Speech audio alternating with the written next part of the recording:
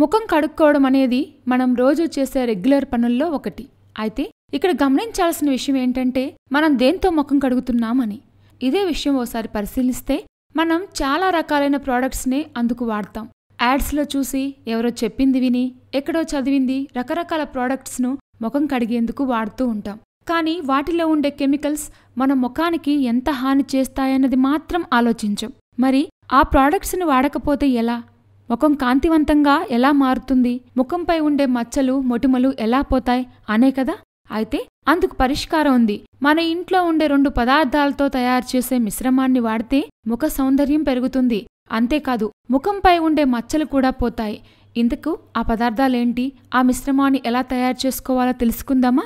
ఒక పాత్ర తీసుకొని అందులో 1/2 teaspoon baking soda, 1 teaspoon కొబ్బరి నూనెను కలపాలి. అయితే సెన్సిటివ్ చర్మం ఉన్నవారు 1/4 టీ స్పూన్ బేకింగ్ సోడా వాడినా చాలు. ఇలా చెప్పిన మోతాదులో 2 పదార్థాలను కలిపి మిశ్రమంగా చేసుకోవాలి.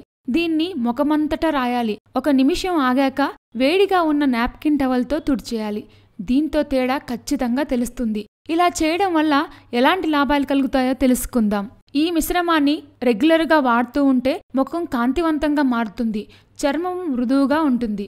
ముఖంపై ఉండే మచ్చలు, మొటిమలు పోతాయి.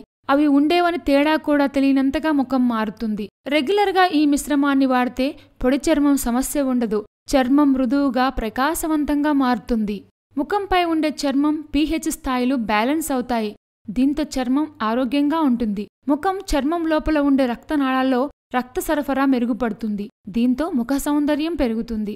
అయితే ఈ మిశ్రమాన్ని వాడే ముందు ముఖాన్ని శుభ్రంగా కడుక్కొని తడి లేకుండా తుడవాలి. ఆ తర్వాత దీన్ని అప్లై చేస్తే మంచి ఫలితం పొందవచ్చు. ఈ క్రమంలో ఈ మిశ్రమం వెంట్రుకలకు మాత్రం తగలకూడదు, లేదంటే వెంట్రుకలంతా జిడ్డుగా మారతాయి. ఆరోగ్య సూత్ర అనే ఛానల్ ద్వారా మీకున్న సమస్యలు గాని, మీకున్న అనేక రకమైన అపోహలు గాని తొలగించుకోవాలి అనుకుంటే సింపుల్ గా మా ఛానల్ ని సబ్స్క్రైబ్ చేసుకోండి. మా ఛానల్ పేరు తెలుసుగా, ఆరోగ్య సూత్ర.